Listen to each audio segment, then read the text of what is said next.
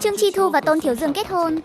Không ngờ người nhà họ Tôn lại lì lợm ở lại không chịu đi. Ôi trời đất ơi, mẹ đã có một căn nhà ở đằng kia rồi, sao ở bên này lại mới mua thêm một căn nữa vậy? Xem ra trong tay mẹ vẫn còn không ít tiền đâu. Mình phải dỗ dành bà ấy cho thật tốt mới được. Mình dù sao cũng là con trai ruột của mẹ. Trương Minh Cảnh, tôi có gọi anh đâu mà anh đến. Sao mặt anh dày thế hả? Mẹ, xem mẹ nói kìa, em gái con kết hôn, thằng làm anh như con sao có thể không đến được chứ? Mẹ Tống nể tình hôm nay là ngày vui của con gái, nên không muốn tính toán quá nhiều với nó. Chẳng mấy chốc hôn lễ của họ đã bắt đầu. Sau khi mọi người đi hết rồi, chỉ còn lại một mình Tống Mạn ở nhà. Mặc dù ở đời sau khi tổ chức hôn lễ, cha mẹ đều sẽ có mặt ở đó, nhưng lúc này người mẹ ruột lại không muốn đi cùng. Sau khi tiệc cưới kết thúc, Trương Minh Nhiên và Trương Minh Cảnh đã quay về. Mẹ, con về trước đây. Ngô Ngạn bụng hơi khó chịu, mà lúc này Trương Minh Cảnh đang nửa say nửa tỉnh. Vừa nãy ở trên bàn tiệc, hắn biết được Tống Mạn cũng đã mua một căn nhà cho Trương Chi Thu. Trong lòng liền cảm thấy không thoải mái, vì thế nên đã uống không ít rượu. Mẹ không thể như vậy được, con là con trai ruột của mẹ mà. Mẹ cho em gái nhiều như thế, mà lại đuổi con trai đi. Mẹ có coi con là con trai ruột không vậy? Trương Minh Cảnh có vẻ như đang mượn rượu để làm càn. Nhưng thứ con đòi hỏi mà ít sao, lần này con đi đã lấy những 30 vạn tệ đấy. Mẹ, con trai cũng là muốn ra ngoài kiếm tiền để hiếu thảo với mẹ mà. Mẹ, bây giờ con mất việc rồi, tiền cũng hết rồi. Mẹ, con phải làm sao đây? Mẹ không biết con ở bên đó đã sống những ngày tháng thế nào đâu. Ngày nào con cũng phải ăn loại bánh mì cứng như đá, chẳng có chút hương vị gì cả. Mẹ, ở bên đó con nhớ mẹ lắm. Minh Cảnh à, con còn trẻ, vấp ngã một lần khôn thêm một chút, có được kinh nghiệm lần này. Minh Cảnh à, con cũng còn trẻ, sau này chắc cũng sẽ chín chắn hơn nhiều. Vậy mẹ cho con mượn ít tiền đi. Mẹ làm gì có tiền. Mẹ thấy con hay là đi tìm anh cả mà mượn một ít. Anh ấy chắc chắn là có tiền. Tiền của anh con chẳng phải đều dùng vào đám tang của bà nội rồi sao? Sao anh ấy vẫn còn tiền chứ? Cái này thì con không biết rồi đúng không? Anh con đã đem chiếc Volkswagen CC đời 20 của mình lên trang Corsi bán rồi, bán được hơn 80.000 tệ đó, bán cao hơn giá thị trường hơn 10.000 tệ luôn. Tại sao lại bán được giá cao vậy? Bởi vì anh ấy bán trực tiếp cho cá nhân. Cá nhân bán cho cá nhân, ở giữa không qua tay nhiều lần, nên mới bán được giá cao. Người mua cũng tiết kiệm được không ít tiền. Mua bán xe cũ tôi khuyên bạn nên dùng Corsi cá nhân bán cho cá nhân. Người bán có thêm tiền, người mua tốn ít tiền hơn. Ôi trời, mẹ mình đúng là nhẫn tâm thật. Chẳng lẽ vẫn còn đang giận mình sao? Giận chuyện mình ra nước ngoài ư? Không thể nào. Rõ ràng là mình dùng nhà của bố để thế chấp vay tiền mà. Nếu có hại thì cũng là hại bố thôi. Mẹ ghét bố như thế, chẳng phải nên cảm thấy vui mừng mới đúng sao? Sao lại hận lây sang cả mình thế này? Trương Minh Cảnh không ngừng suy nghĩ trong lòng. Rốt cuộc là vì cái gì? Anh ta không thể kiếm được lợi lộc gì từ chỗ mẹ. Thôi được rồi, con mau đi đi. Anh cả con đã về dưới quê rồi, con cũng mau về đi. Đừng có lì lợm ở đây nữa. Mẹ đùa con à? Mẹ thậm chí không muốn cho con ở lại nhà mẹ sao? Con là con ruột của mẹ mà. Có ai làm mẹ mà như mẹ không chứ? Chính vì mẹ là mẹ ruột của con, nên mẹ mới biết rõ con là hạng người gì. Trong mắt con chỉ có bản thân mình thôi. Con đã từng quan tâm đến ai chưa? Mẹ mà để con ở đây thì sợ là sau này còn lại nghĩ rằng cái nhà này là của con luôn. Mẹ nói trước cho con biết, chỗ này của mẹ không chứa chấp các con đâu. Ai cũng như nhau cả thôi. Tự mình ra ngoài mà làm lụng kiếm tiền mua nhà đi. Mẹ còn nói con nữa sao? Đây là con gái của mẹ đấy. Mẹ đoán đó là con trai mẹ cơ. Hôm qua con nghe nói rồi, anh ta kết hôn mẹ cho cả nhà lẫn xe. Sao đến lượt con, mẹ lại chẳng cho con ở lại lấy một ngày. Mẹ khuyên con nhé, nếu như chưa tỉnh ngủ thì mau theo anh cả về nhà mà ngủ tiếp đi. Những lời mẹ nói, con không hề để tâm một câu nào đúng không? Mẹ đã nuôi nấng anh chị em các con khôn lớn rồi. Bây giờ, mẹ chỉ muốn sống cuộc đời của riêng mình thôi. Đừng ai làm phiền mẹ hết. Chẳng phải mẹ hiểu lầm con quá sâu sắc rồi sao? Con cũng đâu có làm điều gì có lỗi với mẹ đâu, ngoại trừ việc trước đây lấy của mẹ 5 vạn tệ. Mẹ, không lẽ chỉ vì chuyện đó mà mẹ cứ để bụng mãi sao? Cùng lắm thì sau này con kiếm được tiền rồi trả lại mẹ. Trước khi mẹ nổi giận thì mau cút đi cho khuất mắt. Minh Chết thấy bất lực, chỉ đành về làng tìm anh cả mượn tiền. Anh cả, anh xem, giờ em cũng không thể cứ ở nhà mãi được. Em phải ra ngoài tìm việc làm thôi. Nhưng em muốn đi về phía Nam để tìm kiếm cơ hội. Thì cứ đi mà tìm. Em là đang muốn mượn anh ít tiền. Không nhiều đâu, 3-5 ngàn là được rồi. Chú cũng dám nghĩ thật đấy. Anh lấy đâu ra nhiều tiền thế? Lúc trước trong tay cũng có một ít, nhưng lúc lo thuốc thang cho bà đã tiêu hết sạch rồi. Giờ chị dâu chú lại ly hôn với anh rồi. Số tiền còn lại cũng chỉ đủ để anh và bố sinh sống qua ngày thôi. Chú cần tiền làm gì? Mua vé tàu chứ làm gì? Nếu không thì sao mà đi về phương Nam, chạy bộ tới chắc. Cho chú 500 tệ mua vé tàu này. Cho thêm ít đi, 500 tệ chỉ đủ mỗi tiền vé tàu thôi sao? Lấy thì lấy, không lấy thì thôi, coi như em mượn anh. Sau này em kiếm được tiền chắc chắn sẽ trả lại. Chú nhìn anh giống thằng ngốc lắm hả? Trương Minh Nhiên chẳng tin lời nhảm nhí đó đâu. Mấy lời đó chỉ để lừa mẹ nó thôi. Tiền mà đã vào tay Minh Chiết thì đừng hòng có chuyện trả lại. Lúc anh ta có tiền cũng chẳng bao giờ nghĩ cho người khác trong nhà. Anh cả, anh là anh cả của em. Anh không thể giúp em lúc em gặp khó khăn sao? 500 này ít quá. Không lấy thì tôi càng đỡ tốn tiền. Tôi còn đang chê tiền không đủ tiêu đây. Vậy thì để em đi mượn thêm chút. Nó là em gái ruột của em không tin là nó lại không cho mượn. Tôi chỉ mong ngày đầu tiên sau đám cưới, mà sáng ra đã bị mẹ chồng và em chồng làm cho tức nghẹn rồi. Thiếu Dương à, trước khi kết hôn chúng ta đã nói rõ rồi, gia đình anh không được ở cùng chúng ta. Giờ sao họ vẫn chưa đi vậy? Để anh đi nói với mẹ. Tôn Thiếu Dương thấy vợ không vui, dỗ dành vài câu rồi mới đi ra. Mẹ, trước đây đã nói rõ là kết hôn xong sẽ không ở cùng nhau mà. Hay là mẹ cứ đưa em gái về trước đi. Cái gì? Tao là mẹ của mày đấy. Tao mà lại không được ở trong cái nhà này của mày sao? Mẹ, trước khi kết hôn mình đã thỏa thuận rồi mà. Cái đám cưới này thì sao chứ? Thế thì đã sao nào? Trên đời này làm gì có chuyện con gái không phụng dưỡng cha mẹ. Chưa kể, lúc trước là phải dỗ dành để vợ mày chịu cưới mày. Giờ hai đứa đã đăng ký kết hôn, lễ cũng xong rồi. Tao không tin là bà ta, Tống Mạn, có thể để con gái bà ta ly hôn với mày được. Anh cả, anh đừng có làm kẻ vô ơn chứ. Sao vậy? Anh mới cưới vợ xong là không muốn thấy bố mẹ nữa à? Tôn Diễn Thu tính tình giống hệt mẹ mình, lập tức tỏ thái độ không bằng lòng. Có phải chị dâu bảo anh ra đuổi chúng tôi đi không? Em đi tìm chị ta. Mày đứng lại đó cho tao. Việc của mày à? Sợ chuyện chưa đủ lớn hay sao? Không biết cái gì mà cứ ở đây nói bậy bạ. Mày mau dọn dẹp rồi theo mẹ về dưới quê đi. Nó đã kết hôn với con rồi, làm gì mà lắm chuyện thế? Hay là để mẹ đi nói với nó? Mẹ không tin là nó thật sự muốn đuổi mẹ đi. Triệu Mỹ Lệ hôm qua đã muốn kéo Tôn Kiến Quốc ở lại cùng rồi. Nhưng Tôn Kiến Quốc là người trọng sĩ diện. Ông ấy thấy ngại vì những lời đã hứa trước đó. Vừa mới kết hôn đã làm chuyện như vậy. Nhưng ông ấy cũng không quản nổi Triệu Mỹ Lệ. Sao bà mãi mà không hiểu thế? Tống Mạn lợi hại như vậy, bà đoán xem cô ta có dám để Chi Thu ly hôn không? Tôi khó khăn lắm mới lấy được người vợ giàu có nhà cửa như thế này. Bà thật sự muốn phá hỏng chuyện của chúng tôi sao? Tôi cũng chẳng thiết tha gì cái lâu đài đó nữa. Vậy đợi sau này cô ấy mang thai tôi lại đến. Trong phòng ngủ, Trương Chi Thu đang gọi điện cho Trương Minh Cảnh. Nhị ca, anh cần bao nhiêu tiền? Cần 1.000 tệ sao? Vậy anh đợi chút, lát nữa em qua đó. Còn muốn đến nhà em ở vài ngày sao? Được thôi, Triệu Mỹ lại đang định rời đi. Nghe thấy giọng của Trương Chi Thu, trong lòng cảm thấy khó chịu. Cô ta có thể cho anh trai nhà để vay tiền, lại còn không cho bọn họ ở lại. Vậy mà lại để anh trai nhà để qua ở. Làm gì có kiểu con dâu như thế chứ? Bà xem, con dâu không cho chúng ta ở, mà anh trai cô ta lại được sao?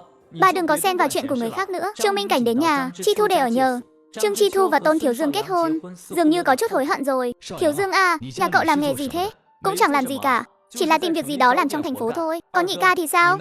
Hiện giờ anh đang làm công việc gì? Nhị ca của em đã mua vé tàu hỏa rồi, là chuyến trưa ngày mai.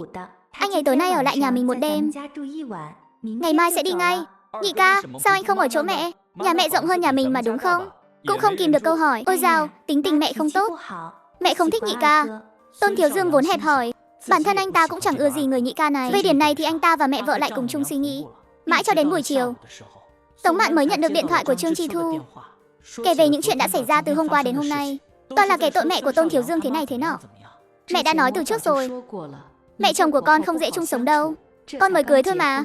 Sao bây giờ con lại nói với mẹ là con hối hận rồi? Mẹ đang xem con như trò cười đấy à? Làm sao con biết được lòng người lại thay đổi nhanh đến vậy? Mẹ không thấy đâu, sáng sớm tinh mơ trời còn chưa sáng, bà ta đã ở ngoài phòng khách làm ra đủ loại tiếng động. Con cố ý nói cái gì mà con dâu lười biếng, không chịu dậy sớm nấu cơm này nọ. Con thật sự chưa từng thấy loại người nào như thế. Con tưởng lúc mẹ gả cho bố con, những năm đó mẹ đã vượt qua như thế nào sao? Giờ chẳng phải con đã khá hơn nhiều rồi sao? Hồi đó mẹ đã cố ý đề xuất với họ yêu cầu cho hai đứa con dọn ra ở riêng. Lúc đó con còn chẳng phải chê mẹ lắm chuyện sao? Cũng là nhờ có mẹ của con đấy. Vẫn là mẹ thương con nhất, biết những chuyện phiền phức này nên đã đặc biệt gạt đi giúp con. Chẳng phải tại con chưa trải sự đời nên không hiểu sao? Con cả đứa em gái của anh ta cũng phiền phức y như mẹ anh ta vậy. Thế này đã thấm tháp vào đâu? Mẹ chỉ nhắc con hãy quản lý tốt các loại tài sản trong tay mình, đừng để người nhà anh ta có cơ hội kiểm trác. Mẹ, chuyện này mẹ cứ yên tâm. Thiếu Dương dạo này có tiền rồi, mà còn có không ít đâu. Nó phát tài ở đâu vậy? Tại sao lại có tiền? Anh ấy đã mang chiếc Volkswagen CC đời 20 năm của mình lên Gucci bán rồi. Bán được hơn 8 vạn đấy, bán cao hơn giá thị trường hơn 1 vạn tệ. Sao lại bán được giá cao thế? Bởi vì anh ấy bán trực tiếp cho cá nhân. Cá nhân bán cho cá nhân, ở giữa không qua nhiều lần trung gian, cho nên bán được giá cao. Người mua cũng tiết kiệm được không ít tiền. Mua bán xe cũng còn đề cử bán cá nhân trên Gucci. Người bán cá nhân bán được nhiều tiền hơn, người mua tốn ít tiền hơn. Con và Tôn Thiếu Dương tiêu xài thì đó là lẽ đương nhiên. Nhưng nếu là chuyện của nhà anh ta thì con nên ít xen vào thôi. Con phải có giác ngộ. Con chỉ là con dâu thôi, là vợ của Tôn Thiếu Dương, chứ không phải con dâu của cả cái nhà họ Tôn đó. Nghe rõ chưa con? Mẹ yên tâm đi, con đâu có ngốc đến thế. Hơn nữa Thiếu Dương vẫn đối xử rất tốt với con mà. Con tin rằng cho dù người nhà anh ấy muốn làm gì, Thiếu Dương cũng sẽ bảo vệ con thật tốt. Tống Mạn vừa dứt lời đã thấy hối hận ngay. Bản thân bà ấy đã hứa rồi, sau này sẽ không xen vào chuyện nhà họ nữa. Được rồi mẹ, con không nói với mẹ nữa đâu. Hôm nay anh hai ở lại nhà con. Anh ấy nói đã mua vé tàu ngày mai để đi miền Nam rồi. Vậy sao? Nó lại mượn tiền con à? Vâng, anh ấy bảo con cho mượn 1.000 tệ. Cũng không bao nhiêu ạ. Thôi bỏ đi, đó là chuyện của các con. Sau này mẹ phải học cách ích kỷ một chút. Mẹ sẽ không quản chuyện của đứa nào nữa cả. Mấy ngày sau, Ngô Ngạn cũng chuẩn bị sinh. Tống Mạn trước tiên về quê của Ngô Ngạn một chuyến, đón mẹ đẻ của cô ấy đến chăm sóc. Không phải Tống Mạn không muốn chăm sóc Ngô Ngạn, nhưng dù sao mình cũng chỉ là người ngoài, không thể chu đáo bằng mẹ ruột được. Minh Nhiên à, mấy ngày nay con cũng đừng về nữa. Hãy ở lại bệnh viện chăm sóc Ngô Ngạn cho tốt nhé. Ôi, đúng là cháy thành vạn lây mà. Là con này phải không nhỉ? Thương cho con gái và con rể tôi, phải chịu uất ức khi kẹt giữa hai vợ chồng già nhà họ. Tống Mạn nghe thấy tiếng lòng của Lưu Thải Hà, nhưng bà không lên tiếng. Có những chuyện thực sự không thể tùy tiện thỏa hiệp được. Trừ khi nghĩ ra cách gì đó, có thể khiến Trương Thắng Lợi không còn bám lấy Minh Nhiên nữa. Nhưng Trương Thắng Lợi cũng thật khó chơi. Hắn ta giờ giống như một con chó chết vậy. Với cái tâm lý là nếu tao không sống yên ổn thì tao cũng không để cho mày được yên thân. Tống Mạn ghét lão nhị và lão tứ, nên Trương Thắng Lợi không tìm đến gây phiền phức cho hai người đó. Tống Mạn đối tốt với con trai cả và con gái, thì Trương Thắng Lợi lại nhắm vào con trai cả và con gái. May mà giờ con gái đã lấy chồng rồi, nên chỉ có Minh Nhiên là phải chịu khổ một chút thôi. Chưa đầy một tiếng sau, Ngô Ngạn đã sinh rồi. Chúc mừng nhé, là một tiểu công chúa. Có chuyện gì vậy? Sao lại là con gái chứ? Đứa trước cũng đã là con gái rồi, giờ lại sinh thêm một đứa con gái nữa. Ôi trời, Ngô Ngạn sau này biết phải làm sao đây? Bà thông gia sẽ không vì không vui mà đem căn nhà và cửa hàng thu hồi lại đấy chứ? Chẳng lẽ lại bắt con gái mình ly hôn với con trai bà ấy thật sao? Bà thông gia, bà đang thẫn thờ gì thế? Bà ở lại đây chăm sóc Yến Yến trước đi. Tôi về nhà làm chút đồ ăn cho Ngô Ngạn. Quay lại phòng bệnh, Ngô Ngạn đã tỉnh rồi. Yến Yến à, con lại sinh con gái rồi. Phải chi là con trai thì tốt biết mấy. Lưu Thái Hà không nói thì thôi, hãy nhắc đến chuyện này. Ngô Ngạn lại tự mình bật khóc nức nở. Ôi, con khóc cái gì chứ? Vừa mới sinh xong không được khóc đâu đấy. Mẹ ơi, sao con lại sinh con gái chứ? Con vốn muốn có một đứa con trai mà. Đừng khóc nữa, con gái thì là con gái vậy. Nếu thật sự không được, sau này hai đứa lại sinh thêm đứa nữa. Tống Mạn lúc này cũng đã làm xong cơm và mang đến. Yến Yến à, con tỉnh rồi sao? Mẹ đối với con tốt như vậy, nào là cho nhà, nào là mở cửa hàng, vậy mà con lại vô dụng thế này, lại sinh ra một đứa con gái. Có chuyện gì vậy? Trương Minh Nhiên, con mắng nó à? Vợ con vừa mới sinh xong mà con đã chọc giận nó rồi. Con có nói gì đâu chứ? Là tự cô ấy cứ ngồi đó nghĩ quẩn thôi. Mẹ, con sinh con gái, mẹ không giận sao? Mẹ giận cái gì chứ? Mau ăn đi con. Sinh con trai hay con gái đều là chuyện của hai vợ chồng con. Đời nào thì đời nấy lo. Bản thân mẹ đây sinh tận 3 đứa con trai mà cũng chẳng thấy tốt đẹp gì cho cam, cho nên con nghĩ ngợi mấy chuyện này làm gì? Dạy dỗ đứa trẻ con sinh ra cho tốt mới là trọng điểm. Mẹ con nói đúng đấy. Con cũng đừng buồn nữa. Người ta chẳng phải vẫn nói con trai hay con gái cũng như nhau sao? Mẹ chồng con còn chẳng để bụng, con còn khóc lóc cái gì? Nín mau đi nào. Sau này mắt mà có vấn đề gì thì chỉ mình con khổ thôi. Nghe mẹ chồng nói những lời này, nghe như thể bà ấy chẳng quan tâm chuyện con sinh con gái. Có phải thật sự không muốn lo cho chúng ta không? Cô ấy nói vậy sao? Con biết ngay ai cũng thích cháu trai chứ chẳng thích cháu gái. Ngay cả mẹ đẻ con cũng nói là muốn đem nhị nữ cho người khác rồi. Tống Mạn nhíu mày, biết được những gì cô con dâu này đang nghĩ trong lòng. Cảm thấy có phải Ngô Ngạn xem phim truyền hình nhiều quá rồi không? Đứa trẻ mà nói đem cho là đem cho được sao? Lại còn là do chính miệng Lưu Thải Hà nói ra nữa. Ngô Ngạn à, con thật sự để tâm như vậy chuyện sinh con trai hay con gái ấy? Vậy con nói xem, con có ghét bỏ Ngô Ngạn vì sinh con gái cho con mà không sinh con trai không? Mẹ, con bao nhiêu tuổi rồi chứ? Con gái hay con trai chẳng phải đều như nhau sao? Bây giờ là thời đại nào rồi chứ? Với con, chỉ cần biết hiếu thuận với bề trên thì không phân biệt nam nữ. Trương Thắng Lợi nghe con trai cả nói Ngô Ngạn sinh con gái, ông ta tức giận bừng bừng. Nhưng ông ta cũng vì vậy mà nghĩ ra một cách để không phải lo lắng về tiền bạc. Minh Nhiên, con muốn lên thành phố ở đúng không? Vậy nghĩa là không thèm lo cho bố nữa. Con chỉ là đi chăm sóc Ngô Ngạn thôi. Cô ấy vừa mới sinh con không thể không lo. Huống hồ đứa trẻ còn nhỏ như vậy. Thế này đi, sau này mỗi tháng con đưa bố 2.000 tệ. Bố sẽ không cần con chăm sóc nữa. Con muốn đi đâu thì đi. Bắt Trương Minh Nhiên mỗi tháng đưa 2.000 tệ. Như vậy ông ta có thể tự sống một mình ở trong thôn. Không cần Trương Minh Nhiên cứ phải ở lại thôn với mình. Mặc dù Trương Minh Nhiên thấy đây là một cách hay, nhưng 2.000 tệ thì quá nhiều. Sau khi quay về, anh ta liền tìm Tống Mạn để thương lượng. 2.000 tệ, đang mơ à? Mẹ không phản đối chuyện con đưa tiền cho ông ta, nhưng một tháng con có kiếm nội 2.000 không? Chẳng lẽ còn muốn lấy tiền mẹ cho để đi nuôi ông ta sao? Bố con bây giờ đã thành ra thế kia rồi, mẹ không thể thương xót cho ông ấy sao? Con mà nói thêm một lời nữa thì cút ngay cho mẹ. Tống Mạn không muốn nghe, Trương Minh Nhiên cứ luôn nói những lời khiến bà cạn lời. Tuy nhiên cách con nói cũng là một giải pháp, nhưng tiền đề là con phải tự ra ngoài kiếm tiền mà nuôi. Chỉ cần là tiền do con tự kiếm được thì dù con có đưa cho ông ta 89.000 tệ, mẹ cũng sẽ không nói gì đâu. Nhưng nếu con định lấy những thứ mẹ cho để mang đi hiếu kính ông ta thì đừng trách mẹ tính toán sòng phẳng với con. Con biết rồi. Bố con mới mua một chiếc xe 3 bánh. Ông ấy vốn định tự mình vào thành phố chở khách, chạy xe kiếm thêm chút tiền. Vậy sau này con sẽ dùng cái đó chở hàng kiếm tiền vậy. Còn về việc mỗi tháng đưa ông ấy bao nhiêu, thì tùy xem con kiếm được bao nhiêu đã. Minh Nhiên, không phải con đang có tiền sao? Đưa hết cho bố con luôn đi mới tốt. Mẹ, sao mẹ biết con có tiền? Chẳng phải con vừa mới đem chiếc Volkswagen CC đời năm 2020 đăng lên Weishi bán rồi sao? Chuyện này mà mẹ cũng biết sao? Bán được hơn 80.000 tệ, cao hơn giá thị trường hơn 10.000 tệ. Sao lại bán được giá cao vậy? Vì con bán trực tiếp cho cá nhân, giao dịch trực tiếp không qua trung gian nhiều lần, nên mới bán được giá cao. Người mua cũng tiết kiệm được một khoản tiền mua bán xe cũ. Con đề xuất dùng Weishi, người bán trực tiếp cho người mua, người bán được thêm tiền, người mua tốn ít tiền hơn. Minh Nhiên à, mẹ thấy các con đều sống sung sướng quá rồi.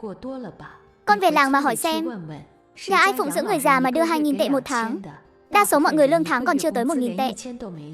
Cho dù bố con có kiện con ra tòa, thì tòa cũng chỉ phán con đưa 200-300 tệ một tháng thôi. Có phải con quá coi trọng bản thân mình rồi không? Hơn nữa bố con đâu phải chỉ có mình con là con trai. Nhưng lão nhị giờ đã đi làm thuê ở miền Nam rồi. Lão tứ thì vẫn chưa tốt nghiệp. Chúng nó lo cho bản thân còn chưa xong. Con biết làm sao đây? Nếu con hỏi mẹ, thì mẹ chỉ có thể nói là đứa con trai đưa cho ông ta 200 tệ là đủ rồi. Tính ra một tháng cũng được 500-600 tệ rồi. Một ông già như ông ta ăn uống cũng vẫn còn dư. Bố con thật là biết đòi hỏi. Vừa mở miệng đã muốn 2.000 tệ. Sao? Ông ta định lấy vợ nữa à? Tống Mạn nghĩ thầm, với hạng người như Trương Thắng Lợi, thực sự có khả năng đó lắm. Quả nhiên đàn ông chỉ khi mất rồi mới chịu để yên. Nhưng Trương Thắng Lợi dạo này lại đi lại khá thân thiết với bà góa họ Trần trong làng. Bà góa đó thực ra còn lớn hơn Trương Thắng Lợi vài tuổi. Trong nhà cũng có đủ con trai con gái, nhưng mấy đứa con trai đều sợ vợ cả. Mẹ thật là thần kỳ quá, sao chuyện này mẹ cũng biết vậy? Con cũng mới nghe bà thím Vương đối diện kể lại thôi. Trong tay ba vẫn còn hơn 10.000 tệ đấy. Ông ấy còn muốn dùng số tiền này để tổ chức tiệc. Sau khi đăng ký kết hôn với bà góa Trần, sẽ đón bà góa Trần từ căn nhà cũ đó về nhà mình. Bà góa Trần cũng đã đồng ý rồi. Mấy đứa con dâu nhà bà ta đều không muốn nuôi bà ấy. Yêu cầu của bà ấy chỉ là muốn lấy một khoản tiền sính lễ từ phía con, không nhiều, chỉ khoảng 8.000 tệ cho bản thân bà ấy. Sau khi chia cho các con trai xong, bà ấy sẽ chuyển đến sống cùng ba. Tống Mạn nghe tiếng lòng của con trai mà tức đến phát cười. Cái ông Trương Thắng Lợi này đúng là không biết kén chọn là gì. Trước đây nhắm trúng Trần Ngọc Mai trẻ trung xinh đẹp, điều này bà còn có thể hiểu được. Bây giờ lại nhắm trúng một bà góa, đúng là cạn lời với ông ta. Khi Tống Mạn và Trương Minh Nhiên đến bệnh viện, có một bóng lưng quen thuộc khiến Trương Minh Nhiên nhận ra. Mẹ, sao con thấy người kia giống gì của con quá vậy? Chắc là con nhìn nhầm rồi. Ở đây đông người như vậy mà, người nhà mình sao mà nhầm được chứ? Con thấy gì vào phòng khám phá thai không đâu? Con cứ đi tìm Ngô Ngạn trước đi. Mẹ đi theo xem sao. Tống Mạn chỉ đành đi theo. Ba đứng ở hành lang nghe lén cuộc trò chuyện bên trong. Bác sĩ ơi, ông xem tôi đã lớn tuổi thế này rồi. Làm phẫu thuật này có nguy hiểm gì không? Tác dụng phụ hay gì đó? Ở tuổi của bà mà có thai được thì cũng khá lạ đấy. Nhưng làm phẫu thuật phá thai chắc cũng không vấn đề gì đâu. Dù sao cũng tốt hơn là bà thật sự sinh đứa trẻ ra. Vậy khi nào thì làm phẫu thuật ạ? Nghe thấy chị gái mình vậy mà lại đang cùng bác sĩ bàn bạc về chuyện phá thai. Tống Mạn không biết mình nên đi vào hay đi ra. Chị hai Tống Quyên của cô lớn hơn cô tận 6 tuổi. Vậy mà vẫn còn có thể mang thai. Tống Mạn nghĩ bớt một chuyện vẫn hơn. Liền tranh thủ lúc Tống Quyên chưa ra mà vội vàng rời đi. Chẳng mấy chốc đã đến ngày đầy tháng. Trong tay Ngô Ngạn giờ cũng đã có không ít tiền. Lần này cũng không để Tống Mạn phải bận tâm nữa. Chỉ sai bảo Trương Minh Nhiên đến một nhà hàng gần khu nhà để đặt tiệc. 2 ngày sau, bữa tiệc bắt đầu. Người thân và bạn bè đều đã đến đông đủ. Trương Thắng Lợi và người đàn bà góa Trần Tương Tú cũng ngồi ở đó. Điều quan trọng là chẳng ai mời lão cả, là lão tự mình dày mặt tìm đến. Chị nói này Mạn Mạn à, Trương Thắng Lợi này trước đây chẳng phải bảo là cưới một cô vợ trẻ sao? Sao giờ lại đổi người khác rồi? Tống Quyên vốn dĩ đã có chút ghen tị với cô em gái này của mình. Rõ ràng đã ly hôn rồi, vậy mà lại còn trở nên giàu có và xinh đẹp hơn. Một người phụ nữ ngoài 50 tuổi, chỉ kém mình có 6 tuổi. Nhưng giờ nhìn lại cứ như mới 30-40 tuổi vậy. Chị ta chỉ có thể dựa vào chuyện của Trương Thắng Lợi để xỉa xói vào nỗi đau của Tống Mạn. Tống Mạn liếc nhìn bà chị hai này, rồi nhìn sang ông anh rể khờ khạo bên cạnh. Nhìn bộ dạng của hai người họ, chắc hẳn anh rể vẫn chưa biết chuyện chị hai lén lút đi phá thai. Đúng thế, nghe nói là người trong làng, còn sắp kết hôn nữa cơ. Chuyện trước đó đừng nhắc tới thì hơn. Nói ra chỉ thiên xấu mặt thôi. Vậy sao? Thế thì càng phải nói cho rõ. Chị em mình tụ họp đông đủ thế này cũng chẳng dễ gì. Mạn Mạn, em cứ kể cho mọi người nghe đi về chuyện lão Trương Thắng Lợi với cô vợ trẻ trước đó ấy. Tống Quyên cảm thấy mình nói như vậy là đúng. Một mặt có thể làm Trương Thắng Lợi mất mặt để hạ giận giúp em gái mình, mặt khác lại có thể khiến Tống Mạn khó chịu đôi chút. Trương Thắng Lợi ngồi ở phía bên kia tức đến đỏ cả mặt. Cũng chẳng ai mời ông chạy đến đây làm gì? Đây thằng cháu nội ruột, làm ông nội như tôi đây sao có thể không đến được? Ông cũng nói ông là ông nội. Thế ông tặng gì cho cháu gái nhỏ thế? Chỉ là một đứa con gái, cần gì quà cáp? Tôi là ông nội nó, tôi có thể đến là nó nên biết đủ rồi. Lời này truyền đến tai Ngô Ngạn, cô ấy tự nhiên sẽ không vui. Người ta dù sao cũng là cha ruột của Trương Minh Nhiên, muốn nói gì thì nói thôi. Quan trọng là chẳng ai mời ông ta, tự ông ta vác xác đến. Mẹ bảo này Ngạn Ngạn, Con lại đây, nghe mẹ nói cái này. Để mẹ giúp con chút giận. Tiệc đầy tháng con gái nhỏ của Ngô Ngạn, Trương Thắng Lợi không mời mà đến, còn nói lời ngông cuồng. Nhưng những lời của Ngô Ngạn đã khiến Trương Thắng Lợi xấu hổ không còn lỗ nẻ nào mà hôm nay là ngày đầy tháng của bé Hạ Hạ nhà con. Cảm ơn mọi người, người thân, bạn bè đã bớt chút thời gian đến đây. Tại đây, người con muốn cảm ơn nhất chính là mẹ chồng con, Tống Mạn. 2 năm qua, cuộc sống gia đình con ngày càng tốt hơn. Có nhà riêng trên thành phố, lại có cả cửa hàng để mưu sinh. Tất cả những thứ này đều là mẹ chồng cho gia đình con, để vợ chồng trẻ chúng con có thu nhập ổn định. Lần mang thai này của con, mẹ lại càng quan tâm chăm sóc hết mực, đổi món liên tục để làm bữa ăn dinh dưỡng cho con, chỉ sợ con không đủ chất. Cô ấy dừng lại một chút, vốn dĩ là muốn làm bố chồng bẽ mặt, nhưng những lời này đều là thật lòng thật dạ. Con biết không phải nàng dâu nào cũng gặp được người mẹ chồng tốt như vậy. Lòng tốt của mẹ, con luôn ghi nhớ trong lòng, cả đời này cũng không quên. Tại đây, con muốn trước mặt tất cả mọi người nói với mẹ một câu, mẹ, cảm ơn mẹ, mẹ vất vả rồi. Tống Mạn không kìm được nữa, nước mắt rơi xuống. Họ hàng xung quanh cũng không ngớt lời khen ngợi Tống Mạn. Ngay lúc đó, em dâu của Ngô Ngạn bất ngờ đứng dậy, hỏi to Ngô Ngạn, chị cả, chị chỉ cảm ơn mẹ chồng, sao không thấy cảm ơn bố chồng vậy? Hôm nay bố chồng cũng tới mà, chẳng lẽ bố chồng không làm gì cho chị và em bé sao? Cô ta cố tình cao giọng, ngay lập tức át đi tiếng bàn tán xung quanh. Ánh mắt của mọi người đồng loạt hướng về phía bàn của Trương Thắng Lợi và Trần Tương Tú. Mặt Trương Thắng Lợi lập tức đỏ gay như gan lợn. Con mụ thối tha này, dám làm nhục mình trước mặt bao nhiêu người thế này. Em nói anh cũng thật là tham gia tiệc đầy tháng của cháu nội ruột mà lại đi tay không. Ai mà ngờ Tống Mạn lại bày ra trò này chứ. Mau gọi điện bảo con trai anh gửi ít tiền qua đây, nếu không Tống Mạn chắc chắn sẽ không bỏ qua đâu. Để anh gọi điện hỏi xem sao sóng lại yếu thế này. Đổi điện thoại mới đi, đắt lắm đấy. Với lại cái cũ vứt đi thì hơi tiếc. Đem máy cũ đi thu cũ đổi mới ấy, chẳng tốn bao nhiêu tiền đâu. Cái iPhone 16 của tôi năm đó bán lại được hơn 3.000 tệ. Có đáng tin không? Tất nhiên rồi. Công ty đã niêm yết mà, có hơn 52.000 cửa hàng trên toàn quốc. Hơn nữa chỗ đó thu mua cả túi sách, đồng hồ, điện thoại, cái gì cũng thu, rất toàn diện. Tóm lại là muốn thanh lý đồ cũ. Tôi đề xuất ai hui su. Ôi trời, chuyện gì thế này? Chẳng phải Trương Thắng Lợi đã bảo chỉ là đến ăn bữa cơm thôi sao? Sao lại thành ra thế này? Đứa con dâu này cũng chẳng phải hạng tốt lành gì, dám đưa hai chúng ta lên giàn hỏa thiêu, muốn trước người ta rồi. Trần Tương Tú đã đăng ký kết hôn với Trương Thắng Lợi rồi. Lấy được 1 vạn tệ kia của Trương Thắng Lợi là đem chia cho hai đứa con trai của mình ngay. Chắc chắn đều do Tống Mạn dạy bảo. Đứa con dâu này không giữ được nữa rồi, mình phải nghĩ cách tìm cho Minh Nhiên một người vợ khác. Dù sao giờ chúng nó vẫn đang trong tình trạng ly hôn, dám làm tôi mất mặt trước nhiều người như vậy. Ngô Ngạn nhìn bộ dạng thảm hại của Trương Thắng Lợi, cơn giận trong lòng cuối cùng cũng vơi đi quá nửa. Còn về phía Tống Mạn, bà trực tiếp lấy ra món quà lớn đã chuẩn bị sẵn cho các cháu. Con đã nể mặt người làm mẹ chồng này như thế rồi, hôm nay mẹ cũng không thể không bày tỏ chút lòng thành. 20.000 tệ này coi như là mẹ cảm ơn con đã sinh cho nhà ta hai đứa cháu gái nhỏ, thưởng cho mỗi đứa 10.000 tệ. Hành động này của Tống Mạn khiến đại sảnh vốn đang ồn ào bỗng chốc im lặng hẳn đi. Phải biết rằng bây giờ là năm 2004, cưới một cô vợ, đa số tiền xính lề cũng chỉ có vài nghìn tệ. Tống Mạn một lúc đưa cho con dâu tận 20.000 tệ, đúng là một số tiền cực kỳ lớn. Mẹ, thế này không được đâu, mẹ đã giúp đỡ chúng con quá nhiều rồi, chúng con không thể nhận thêm tiền của mẹ nữa. Mẹ bảo con cầm thì cứ cầm lấy, đây là mẹ cho hai đứa cháu nội của mẹ, chứ không phải cho con đừng có mà quyết định thay chúng. Mẹ, cảm ơn mẹ, lòng tốt của mẹ đối với chúng con sẽ ghi nhớ trong lòng suốt đời. Trương Thắng Lợi đứng chôn chân tại chỗ, sắc mặt còn khó coi hơn cả lúc nãy. Ông ta không tài nào ngờ tới Tống Mạn lại tung ra một chiêu như thế này. Đây rõ ràng là đang tát thẳng vào mặt ông ta.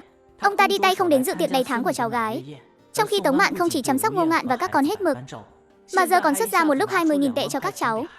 So sánh như vậy, người làm ông nội ruột như ông ta chẳng khác nào một trò cười.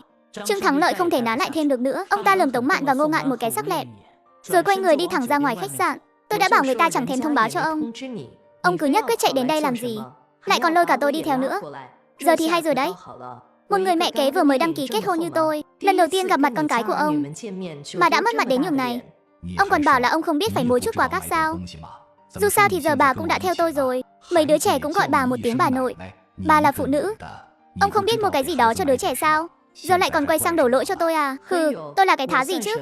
Tôi chẳng qua chỉ là người rổ giá cặp lại sống với ông thôi. Đến mặt mũi bọn chúng tôi còn chưa từng gặp, người ta thấy tôi cũng chẳng thèm chào một tiếng. Nói chẳng ra là tôi với bọn chúng chẳng có quan hệ gì hết. Ông mới là ông nội ruột của đứa trẻ đó. Ông không nói thì tôi cũng không nhớ ra. Trương Thắng Lợi, ông đang giả nghèo giả khổ với tôi đấy à? Ông và Tống Mạn ly hôn là thật. Nhưng Tống Mạn vừa ra tay đã mừng cho đứa trẻ bao lì xì 2 vạn tệ. Dù gì trước đây hai người cũng từng là vợ chồng. Có phải ông vẫn còn giấu tiền không cho tôi biết không? Tiền của tôi đều đưa hết cho bà rồi còn gì. Nếu tôi mà có tiền thì tôi đã lên thành phố ở rồi. Chứ hơi đâu mà quay về tìm cái bà già như bà. Ông khinh tôi à? Ông tưởng tôi thèm ông chắc? Nếu không phải vì tiền, bà đây có thèm gả cho ông không? Phi, mấy đứa con cái hỗn xược của ông đứa nào cũng ghét bỏ ông cả rồi. Còn ở đây mà làm bộ làm tịch với tôi à? Bà còn dám ra tay đánh tôi sao?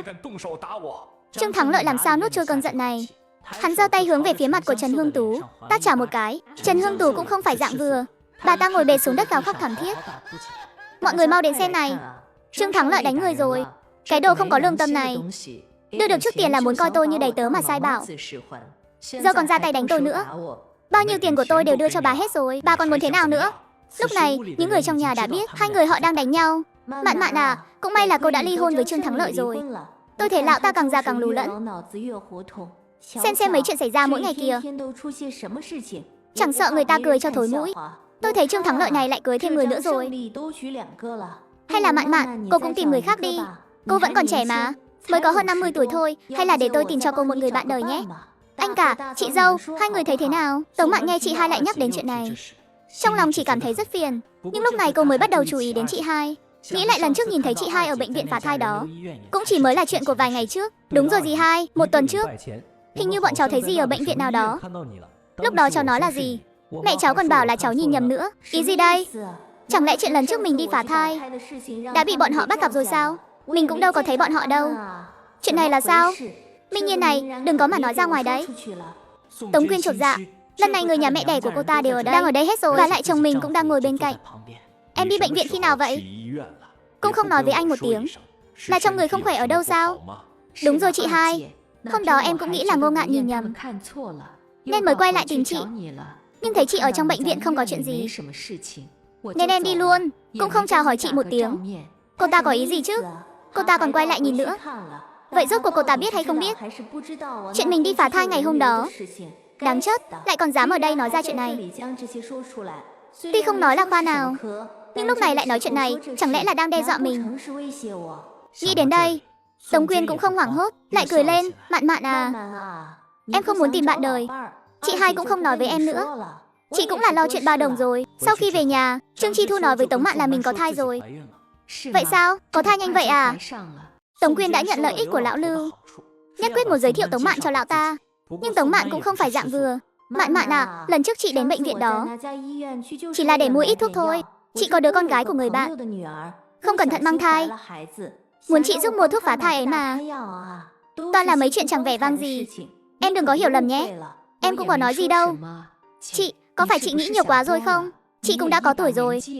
Chẳng lẽ chị còn nghĩ em lại cứ tưởng là chị mang thai rồi chứ? Không có chuyện đó đâu. Sự tình là thế này. Lúc rảnh rỗi em cứ qua nhà chị chơi. Giờ em sống một mình cô đơn lắm. Không có việc gì thì ra ngoài đi dạo. Đến chỗ chị đi. Chị dẫn em đi đánh bài nhé. Đông người cho vui. Chỉ cần Mạn Mạn đồng ý chuyện này. Lão Lưu nói là trước đó chị đánh bài nợ gần 3 vạn tệ. Ông ấy sẽ trả nợ giúp chị. Tố Mạn không ngờ chị mình đã có tuổi rồi mà vẫn còn nợ người ta nhiều tiền vì đánh bài như vậy. Điều đáng ghê tởm nhất là chị ta lại muốn dùng cô để đổi tiền trả nợ. Chị hai, có vài chuyện em không nói, nhưng không có nghĩa là em không biết. Chị cũng đã có tuổi rồi. Cứ sống tốt với anh rể là được rồi. Bên em cũng nhiều việc lắm, chẳng có thời gian ngày nào cũng chạy qua nhà chị đâu. Em biết rồi à? Hôm đó vốn dĩ em định đi xem chị lên đó làm gì. Kết quả là vừa đến cửa đã nghe thấy chị sắp làm phẫu thuật. Em sợ chị ngại nên không nói chuyện với chị. Nhưng mà chị hai này, sức khỏe chị tốt thật đấy. Lớn tuổi thế này rồi mà vẫn có thể mang thai. Anh rể cũng giỏi thật đấy. Lần này tuổi rồi mà vẫn có thể khiến chị mang bầu. Mặc dù Tống Mạn biết 8 phần 10 đứa trẻ này không phải của anh rể, nhưng cô cũng không thể nói thẳng ra. Em nói này chị hai, lương của chị và anh rể cũng chẳng bao nhiêu. Thấy chị sống vẫn khá sung túc nhỉ? Hay là phát tài ở đâu rồi? Không có đâu, chẳng phải chị vừa đèn chiếc Volkswagen CC đời 20 đó đăng lên Gosi bán rồi sao? Bán được hơn 8 vạn đấy. Bán cao hơn giá thị trường hơn 1 vạn tệ. Sao lại bán được giá cao thế? Vì chị bán trực tiếp cho cá nhân mà. Bán trực tiếp cho cá nhân, không qua trung gian nhiều lần, nên mới bán được giá cao. Người mua cũng tiết kiệm được không ít tiền. Mua bán xe cũ tôi khuyên nên dùng Gosi bán cho cá nhân. Người bán cá nhân bán được nhiều tiền hơn, người mua tốn ít tiền hơn. Anh rể cũng thật lợi hại nha. Lớn hơn em ít nhất 10 tuổi mà vẫn còn sinh con được. Chuyện này nói ra cũng thấy xấu hổ. Chị không cho anh ấy biết, em cũng đừng nói gì nhé. Để tránh anh ấy lo lắng, em cứ tưởng là anh ấy không biết chứ. Không được, chuyện này tuyệt đối không thể để nó nói với Hà Quảng Minh. Mình đã ngủ riêng phòng với Hà Quảng Minh bao nhiêu năm rồi. Nếu để anh ta biết thật thì hỏng bét. Chị hai, chị cũng thiệt là... Chuyện lớn thế này mà chị không nói với anh rể. Chị đã làm phẫu thuật phá thai chưa vậy? Dù sao cũng là lần ở cữ nhỏ mà. Phải để anh rể quan tâm chăm sóc thật tốt chứ. Lát nữa em bảo anh rể đến đón chị nhé. Đừng mà, chị không định cho anh ấy biết đâu. Sao vậy? Chuyện này dù không hay ho gì cho lắm, nhưng đó cũng là lỗi của anh rể. Tuổi cao thế này rồi còn để chị mang thai. Giờ đang lúc ở cữ nhỏ, sao anh ấy có thể đối xử như vậy? Chị không coi trọng thân thể mình thế sao? Em phải nói chuyện hẳn hoi với anh ấy mới được. Mạn Mạn, phẫu thuật chị còn chưa làm mà. Em đừng có la lên. Vẫn chưa làm sao? Thế thì càng phải nói với anh rể, để anh ấy chăm sóc chị cho tốt. Chị tự lo được, chị không sao đâu. Chị đi đây, đúng rồi. Em không thích đánh bài thì cũng đừng đến nhà tìm chị nữa.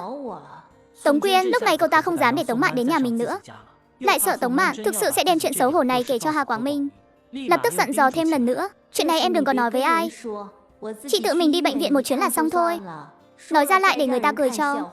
Cũng đừng nói với anh rể, anh ấy vốn sĩ diện. Chị sẽ tự nói với anh ấy sau. Sắc mặt Tống Quyên lúc này tối sầm lại, quay người đi về luôn. Những ngày tiếp theo, Tống Mạn đến cửa hàng của Ngô Ngạn rất thường xuyên. Kiếp này hãy giúp đỡ con bé nhiều hơn, cũng coi như là báo đáp ơn nghĩa Ngô Ngạn đã phụng dưỡng mình đến tận lúc mất ở kiếp trước. Mẹ, 2 ngày nay có người hỏi thăm xem 2 cái mặt bằng nhỏ của nhà mình có cho thuê không ạ? Mẹ tính thế nào à? Tự mình mở tiệm hay là cho thuê đây mẹ? Vậy sao? Thế thì cho thuê đi. Nhưng 2 mặt bằng này của chúng ta đều ở vị trí đắc địa, lượng khách qua lại rất lớn. Phí thuê 1 năm cứ để 12.000 tệ đi. Con biết rồi ạ. Lần sau có người hỏi con sẽ nói như vậy. Sau khi Trương Minh Nhiên lấy bằng lái xe, Ngô Ngạn đã mua một chiếc ô tô khoảng 100.000 tệ để Trương Minh Nhiên chạy taxi kiếm thêm thu nhập cho gia đình. Tống Mạn vừa về đến nhà định nghỉ ngơi thì Trương Chi Thu gọi điện đến. Mẹ, con vừa mới xin chị dâu nghỉ phép dài hạn rồi. Chị dâu đưa cho con 6.000 tệ tiền lương nận đó, nói là trong đó có 3.000 tệ là tiền thưởng. Vậy sao? Chị dâu đối xử với con tốt thật đấy. Chị dâu cũng là nể mặt mẹ nên mới đưa nhiều như vậy. Con cũng là nhờ phúc của mẹ thôi. Dạo này Tôn Thiếu Dương làm gì vậy? Nghe hỏi, Trương Chi Thu bỗng khựng lại một chút, rồi ướm hỏi mẹ mình. Mẹ ơi, hay là con cũng mở một cửa hàng nhé? Anh ấy hiện tại cũng chẳng có công việc ổn định, toàn đi làm thuê làm mướn, 10 ngày thì chỉ làm có 4-5 ngày thôi. Con thấy anh ấy cứ thế này thì chẳng có tiền đồ gì cả.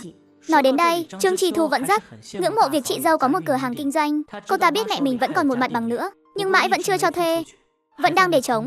Thế là cô ta nảy sinh ý định với mặt bằng này, muốn tìm cho Tôn Thiếu Dương một công việc chính đáng để làm. Nếu mở một cửa hàng, bất kể là tiệm gì, cô ta đều nghĩ chắc chắn sẽ kiếm được khối tiền. Cứ nhìn chị dâu là biết. Mở tiệm thì cũng được thôi, nhưng con đã nghĩ kỹ là mở tiệm gì và mở ở đâu chưa? À thì, mẹ, chẳng phải mẹ vẫn còn một mặt bằng sao? Hay là đưa cho con đi? Sao mà con dày thế? Tại sao mẹ phải cho con chứ? Hơn nữa, mẹ cho con chẳng khác nào cho cái tên họ Tôn đó sao? Mẹ, sao tính mẹ còn nóng này thế? Đến giờ mà vẫn chưa nguôi giận sao? Chi Thu, con nên thấy may mắn vì mình là con gái. Nếu con cũng là con trai giống như anh con, xem mẹ có thèm quan tâm đến con không? Mẹ, con biết rồi, ở nghĩa kiếp này của mẹ, con có trả cả đời cũng không hết được. Nhưng mà con chắc chắn sẽ không bất hiếu như anh trai đâu. Tống Mạn cũng đến cạn lời, nhưng bà nhanh chóng nghĩ ra một cách. Vẹn cả đôi đường. Thế này đi, mẹ có thể mở cho các con một cửa hàng, nhưng mẹ 7 phần, các con 3 phần, để Tôn Thiếu Dương đến đó quản lý và làm việc. Mục đích của Tống Mạn rất đơn giản.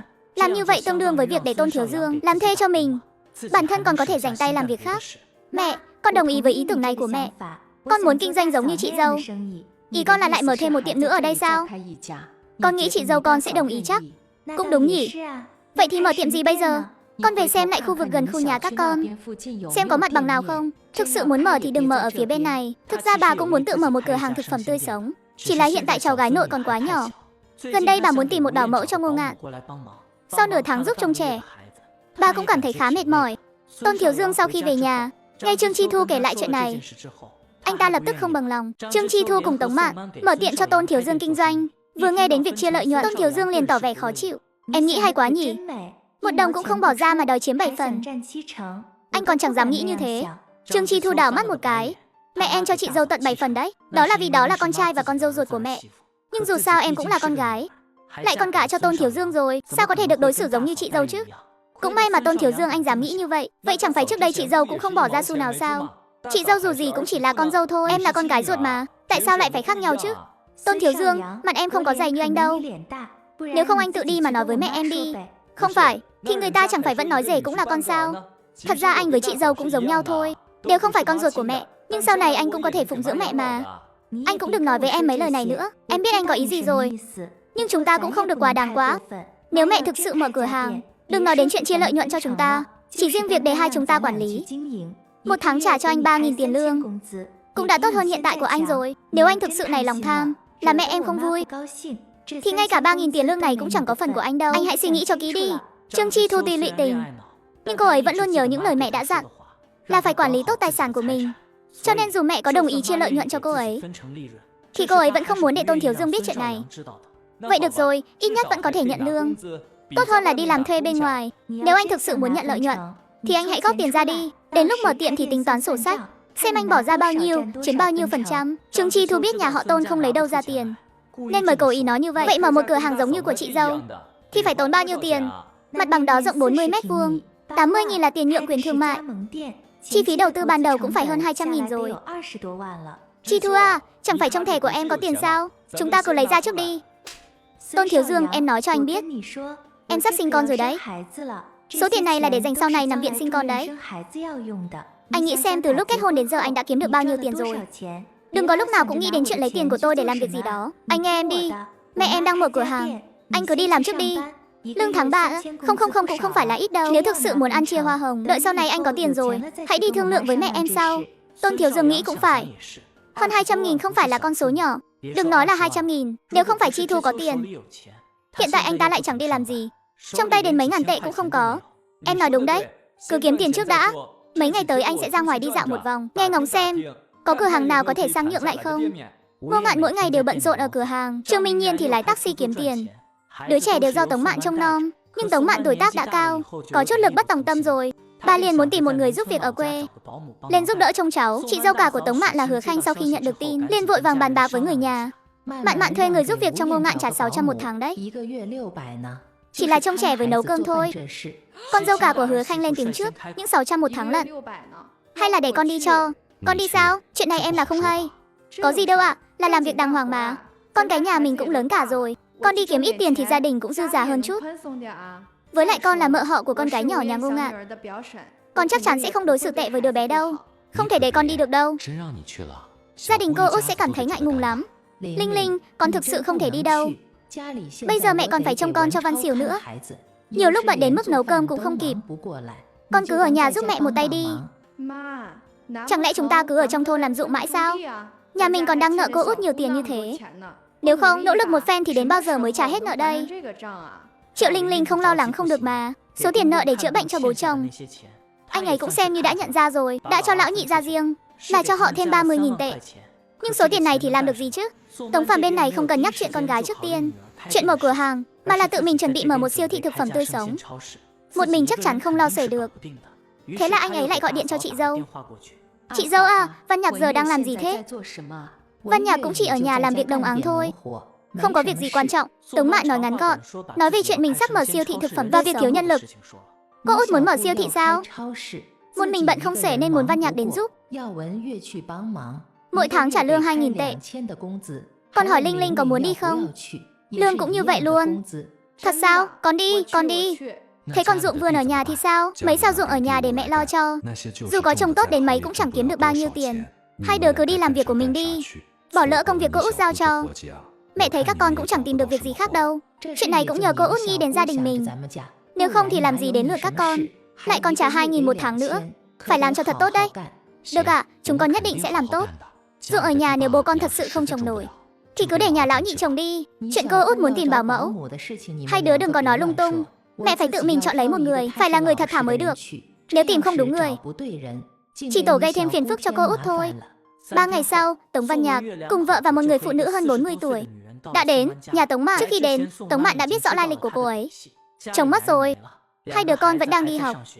Bên trên còn một bà mẹ già, chỉ trông vào mấy xào ruộng để kiếm sống. Trong nhà có 2 đứa trẻ đang học cấp 2, mỗi tuần đều phải lo tiền sinh hoạt, thật sự rất khó khăn. Trong nhà còn phải lo hậu sự cho chồng cô ấy, lại còn gánh thêm khoản nợ bên ngoài. Thế nên tôi mới tìm cô ấy đến đây, sau 1 tháng thử việc. Nếu con dâu tôi thấy hài lòng về cô, thì cô cứ tiếp tục làm. Đến lúc đó sẽ tăng thêm 100 tệ tiền lương cho cô. Cảm ơn bà, tôi nhất định sẽ làm việc thật tốt.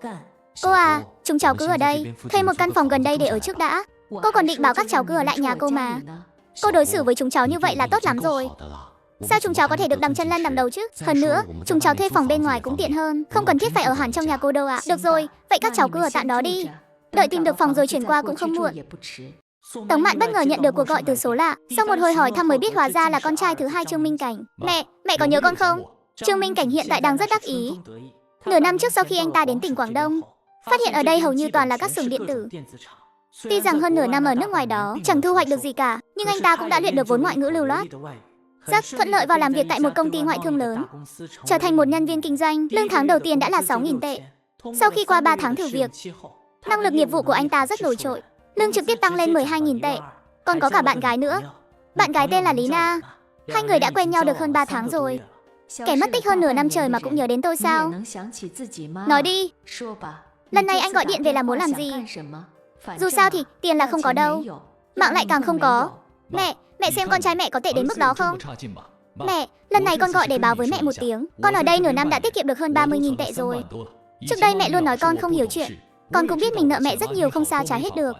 Sau này, con trai kiếm được nhiều tiền rồi, mỗi tháng sẽ gửi cho mẹ 5.000 tệ, coi như là con trai báo hiếu mẹ. Tống Mạn thực sự bất ngờ khi Trương Minh Chết nói muốn gửi tiền cho mình. Câu nói này gây sốc thật đấy. Từ trước đến giờ toàn là nó đòi tiền, bây giờ lại biết gửi tiền cho mình nữa. Nhưng bà vẫn cảm thấy khá kỳ lạ. Con đang đùa với mẹ đấy à? Nhưng trò đùa này chẳng vui chút nào. Với cái tính đó của con, mẹ thực sự chưa bao giờ nghĩ sẽ có ngày con gửi tiền cho mẹ. Mẹ, trước đây con không hiểu chuyện, nhưng sau nửa năm qua, con cũng biết trước đây là con không tốt. Mẹ tha thứ cho con nhé. Sau này kiếm được tiền con đều gửi cho mẹ hết, có được không? Mẹ đừng giận con nữa. Mẹ đưa số tài khoản ngân hàng cho con. Ngày mai con sẽ ra ngân hàng chuyển tiền cho mẹ. Con nói thật đi, rốt cuộc là con phát tài ở đâu thế? Mẹ, con không có phát tài. Con chỉ là bán chiếc Volkswagen CC đời năm 2020 tăng lên Corsi bán rồi, bán được hơn 80.000 tệ, bán được nhiều hơn giá thị trường hơn 10.000 tệ. Sao lại bán được giá cao thế? Vì con bán trực tiếp cho cá nhân. Cá nhân bán cho cá nhân, không qua trung gian nhiều lần, nên mới được giá cao. Người mua cũng tiết kiệm được không ít tiền, mua bán xe cũ. Con đề cử Gucci, cá nhân bán cho cá nhân, người bán được nhiều tiền hơn, người mua tốn ít tiền hơn. Tống Mạn luôn cảm thấy Trương Minh Chết lại biết gửi tiền cho mình. Chuyện này có chút kỳ quặc, nhưng dù sao Trương Minh Chết cũng là con trai bà. Đột nhiên hiếu thảo như vậy cũng khiến trong lòng bà thấy vui vui. Cậu nói làm như vậy thực sự có hiệu quả sao? Tất nhiên rồi, cậu nói mẹ cậu trước đây rất ghét cậu, không cho cậu về nhà, còn đuổi cậu ra khỏi nhà nữa. Tôi thấy là cậu đã làm mẹ cậu thất vọng quá rồi. Làm mẹ thì có ai mà không thương con chứ? Chỉ tại cậu làm con mà quá quát quá thôi. Làm việc ở bên ngoài bao nhiêu năm rồi mà cũng không biết đưa tiền cho bố mẹ để họ được vui lòng. Anh đấy, giờ mỗi tháng đều gửi cho mẹ một khoản tiền đi. Đến lúc chúng ta kết hôn, con sợ bà ấy không chi ra khoản lớn sao? Người phụ nữ này chính là bạn gái hiện tại của Trương Minh Chiết. Lý Na, em nói cho anh biết này, việc quan trọng nhất của anh bây giờ là phải cứu vãn ấn tượng của anh trong lòng mẹ anh trước đã, khiến mẹ anh thấy anh là một đứa con trai ngoan. Đợi sau này khi chúng ta kết hôn, còn sợ mẹ anh không bỏ tiền ra mua nhà mua xe cho sao? Được rồi, đều nghe theo em hết. Hôm đó Tống Mạn nhận được lời mời của Tôn Thiếu Dương, nói là muốn mời bà qua nhà dùng cơm. Mẹ đến rồi ạ. Mẹ mang cho con ít thịt với trái cây này. Dạo này chắc con ăn khỏe lắm nhỉ? Có phải lúc nào cũng thấy đói không? Vâng mẹ ạ. Dạo này con ăn khỏe lắm, chỉ thích ăn thịt thôi. Nếu không phải vì cả hai người họ đều ở đây, thì con đã nói thẳng với mẹ là mua thịt cũng vô ích thôi. Mẹ của Tôn Thiếu Dương cứ đến buổi chiều là lại đem hết số thịt con mua, lén lút mang về nhà bà ta. Con chẳng cho con ăn nhiều, bảo là ăn nhiều bụng to quá sẽ khó sinh. Khi Trương Chi Thu đang nghĩ như vậy, lại không ngờ rằng mẹ Tống có thể nghe trực tiếp tiếng lòng của cô ta. Cô ta cũng có chút sực nhận ra. Nhưng mà thì sao chứ? Mẹ biết rồi cũng tốt. Triệu Mỹ Lệ, sao bà lại ở đây? Chẳng phải là đến chăm sóc Chi Thu sao? Thiếu Dương phải đi làm, Chi Thu không có ai chăm sóc, tôi ở nhà cũng chẳng có việc gì. Trương Chi Thu vội kéo mẹ Tống vào phòng ngủ. Mẹ, bà ta đến đây được 1 tuần rồi, con mua cái gì bà ta cũng xách về nhà mình hết. Toàn làm cho con mấy món rau với đậu phụ thôi, bảo là sợ con ăn nhiều bụng to quá khó đẻ. Giờ là lúc đứa bé đang phát triển mạnh mà. Có ai làm bà nội kiểu đó không chứ? Đây chẳng phải là nhà mà tự con đòi gả vào sao? Mẹ chẳng bảo rồi sao? Có chuyện gì thì cứ để Tôn Thiếu Dương tự giải quyết. Con không thích ăn đồ bà ta nấu, cứ để Tôn Thiếu Dương làm những món con thích. Cậu ta có xách cái gì về nhà mình thì kệ cậu ta, cứ để Tôn Thiếu Dương tự đi mua lại rồi nấu cho con ăn. Cậu ta không chịu thì con cứ làm mình làm mày với cậu ta. Nhưng nếu họ không để Tôn Thiếu Dương nấu thì sao ạ? Thì con cứ lôi Tôn Thiếu Dương ra ngoài ăn. Dù sao trong tay con cũng đâu có thiếu chút tiền đó. Việc gì phải làm khổ mình, cứ nhất quyết phải ăn cơm nó nấu làm gì. Chuyện gì giải quyết được bằng tiền thì không gọi là chuyện. Sau này nếu bụng to quá mà không sinh thường được, thì chúng ta làm phẫu thuật đẻ mổ. Nghe lời mẹ đi, sau này nếu cậu ta có nấu cơm kiểu đó cho con, thì con cứ ra ngoài ăn luôn. Đồ ăn bên ngoài nấu còn ngon hơn nó làm nhiều. Lúc bọn họ đi ra, Triệu Mỹ Lệ và Tôn Thiếu Dương đều đang ở phòng khách. Bà thông gia à, nghe nói bà định mở một cửa hàng. Để Thiếu Dương làm việc ở đó sao? Đúng vậy, tôi đang có ý định mở một cửa hàng ở gần đây. Chẳng phải nghe nói Thiếu Dương đang rảnh rỗi sao, nên tôi muốn sắp xếp cho nó một công việc. Coi như giúp tôi một tay, nhân tiện cũng để nó có thêm thu nhập. Cái bà Tống Mạn này sao lại giàu thế nhỉ? Có tiền mà không trực tiếp mở cho con gái bà một cửa hàng, để con trai tôi làm ông chủ. Thế mà lại chỉ sắp xếp cho Thiếu Dương nhà mình một công việc. Ý là chỉ trả tiền lương thôi sao? Sao mà keo kiệt thế không biết. Tống Mạn nghe thấy những lời này thì trong lòng rất vui mừng. Bà chính là muốn tìm một người làm thêm mà thôi. Bà thông gia à, nếu bà đã giàu có như vậy, việc gì phải mất công sắp xếp việc làm cho Thiếu Dương chi cho mệt. Trực tiếp đưa tiền cho Chi Thu và Thiếu Dương mở một cửa hàng không tốt sao? Để Thiếu Dương làm ông chủ không phải tốt hơn làm thuê cho bà sao? Mẹ nói bậy bạ gì vậy? Mẹ không nói bậy. Con xem, từ lúc kết hôn đến giờ, nhà chúng ta đã bỏ ra 10.000 tệ tiền sính lễ cho con rồi. Mẹ vợ của con giàu có như thế, chẳng lẽ không thể giúp đỡ nhà chúng ta nhiều hơn sao? Với lại căn nhà này rộng như vậy, cả nhà chúng ta dọn vào ở hoàn toàn được mà. Mẹ với ba con, rồi em trai con, cả em gái con nữa, sau này dọn qua đây ở thì vui biết mấy. Cả gia đình quây quần náo nhiệt. Trương Chi Thu nghe xong mà trợn tròn cả mắt. Tim của Tôn Thiếu Dương đập thình thịch liên hồi. Hơn nữa sau này con trai út kết hôn, mua nhà ở thành phố đắt đỏ thế nào chứ? Theo mẹ thấy thì căn nhà này của các con vừa hay để cho em trai con kết hôn trước. Chi Thu à, dù sao mẹ con cũng có tiền, bảo mẹ con đổi cho cái khác to hơn. Dù sao Chi Thu con đang mang thai, cũng không ở hết nhiều phòng như vậy. Để trống thì cũng phí thôi. Bình tĩnh lại chưa? Mẹ mình vậy mà lại bị đánh, nhưng cũng đáng đời lắm. Mấy lời này mẹ nói riêng tư thì còn được, giờ lại dám nói trước mặt người khác thế này. Có phải mẹ muốn con và Chi Thu ly hôn không? Đúng là điên rồi, thưa bà thông gia. Bà thông gia, những gì tôi nói đều là lời thật lòng. Bà tát tôi làm gì chứ? Tình hình sắp không còn kiểm soát nổi nữa rồi. Tôn Thiếu Dương vội vàng kéo Triệu Mỹ Lệ sang phòng khác. Thiếu Dương, con làm cái gì thế? Mẹ đang nói chuyện với bà thông gia mà. Nói chuyện, mấy lời mẹ vừa nói có phải là lời của con người không? Bảo mẹ vợ đưa tiền cho chúng ta mở cửa hàng, để em trai con ở trong nhà của con, kết hôn rồi còn bắt cả nhà mình dọn qua đây ở cùng. Sao mẹ có thể mặt dày nói ra được vậy? Nhà là do mẹ Chi Thu cho chúng ta ở, xe cũng là cho chúng ta lái, không bắt con phải bỏ ra một xu nào. Nhà mình cũng chỉ đưa có 10.000 tệ tiền sính lễ thôi mà. Giờ mẹ lại dám nói ra mấy lời đó. Mẹ đã nói gì chứ? Mẹ im miệng ngay cho con. Mẹ muốn con trai mẹ sau này không ngẩng mặt lên được với ai nữa sao? Mẹ đi đi, sau này đừng đến đây nữa. Chi Thu cũng không cần mẹ chăm sóc đâu.